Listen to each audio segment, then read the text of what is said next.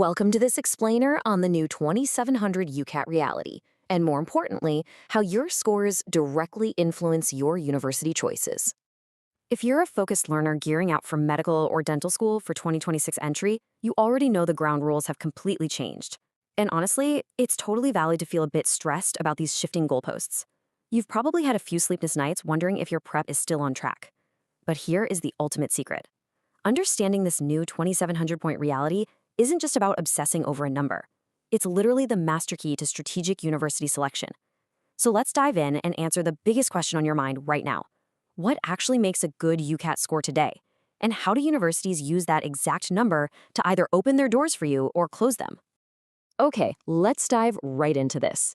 Historically, as you probably know, the UCAT was scored out of 3,600 across 5 cognitive sections. But starting with the 2025 sitting for 2026 entry, the total max score has dropped to 2,700.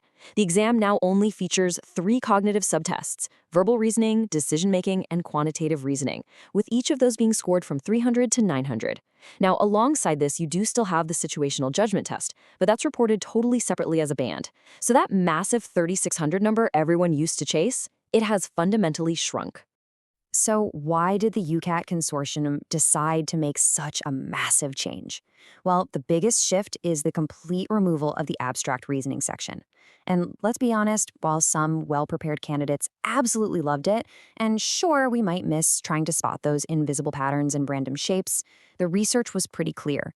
Abstract reasoning had just become way too coachable. That high coachability was actually diluting the test's ability to assess your true innate aptitude. By ripping it out, the exam actually becomes much fairer because it strips away the huge advantage of intense external prep courses. Plus, it simplifies the whole scoring system and, as a really nice bonus, gives you slightly more time to actually show off your critical thinking in decision-making and quantitative reasoning. Now, I want you to anchor this exact number in your mind, 2,400.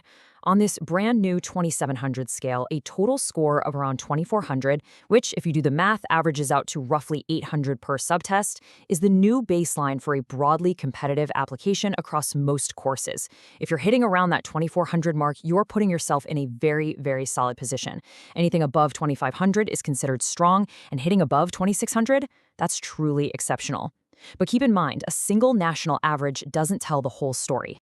Let's break down what these numbers actually mean in the real world using some early modeling based on the new scale. If you're scoring 2,500 or higher, you're likely sitting up there in the top 10% of all candidates. That is a very strong position to be in. The top 20% will likely land somewhere between 2,300 and 2,400, which definitely keeps you competitive for a lot of those high-scoring universities. But look down at that bottom row. An average score is expected to be between 2,100 and 2,200, and I really want to stress this point. An average score is perfectly viable as long as you use the right strategy. You are absolutely not out of the race. You just need to run it smarter, and that means knowing exactly where to apply. Now, what's really interesting about this next piece of the puzzle is the situational judgment test, or SJT. Like we mentioned, this doesn't add to your 2,700 total. It's a completely separate measure of your professional judgment, scored from Band 1 down to Band 4. Based on the 2025 data of over 41,000 candidates, 39% of students landed in Band 2.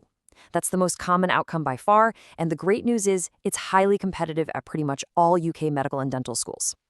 Band 1 is achieved by about 21% of test takers, which means well over half of the entire cohort is hitting those top 2 highly desirable bands. But we do have to talk about the other end of the spectrum.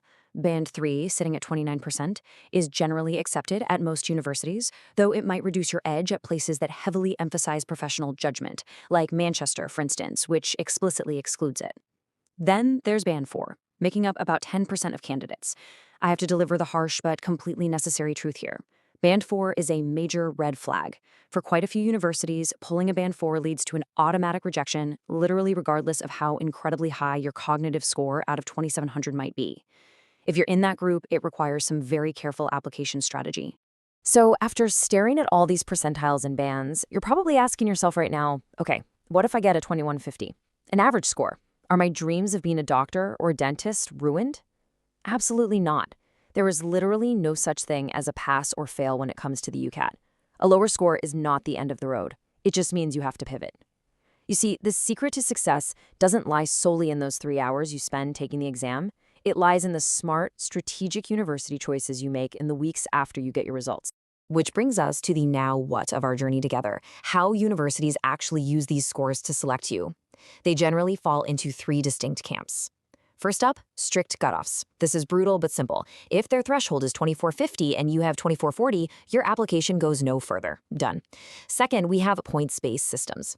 Here, your UCAT is combined with your academics. This is huge because it means a stellar GCSE record can actually rescue a lower UCAT score.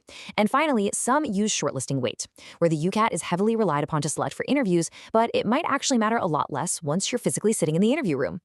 Because of this incredible variation, a borderline score that gets you rejected instantly at one institution might be a slam dunk winner at another. And this brilliantly illustrates one of my favorite metaphors for this whole process. Think of your UCAT score, your SJT band, and your academic profile as a very uniquely shaped key. You cannot just force this key into any random lock.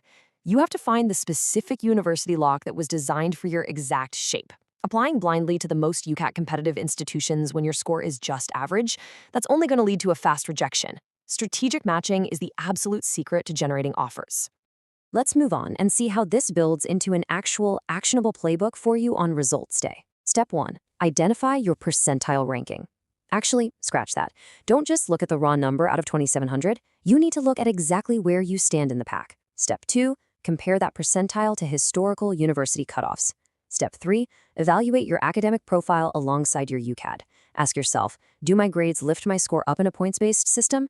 And finally, Step 4. Apply strategically. Actively avoid any universities that explicitly exclude your SJT band or where your score historically wouldn't even meet the cutoff. At the end of the day, this new 2700 scale might seem super intimidating at first glance, but the rules of the game haven't really changed, just the numbers on the scoreboard. A good UCAT score is ultimately just the one that maximizes your chances of securing an interview. It's all about context, strategy, and making highly informed choices. Remember, your UCAT score is just a single data point. It doesn't make the final decision. You do. So when you're looking at your new out of 2700 score, the real question is, which locks are you going to choose to open?